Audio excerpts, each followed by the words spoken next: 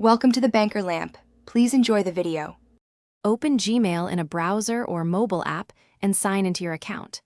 Use the left menu to open all mail or tap the search bar.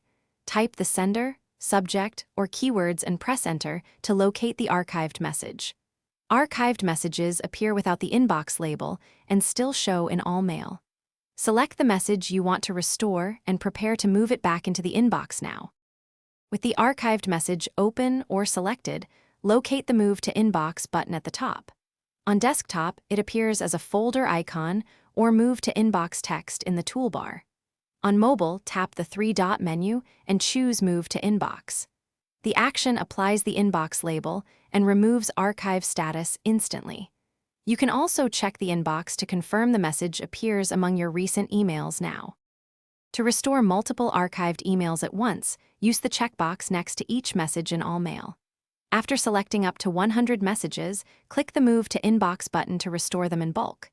Use search operators like from, before, 2025/01/01 or label, archive to narrow results quickly. Restored messages keep their original dates and appear in your inbox sorted by date. If needed, refresh.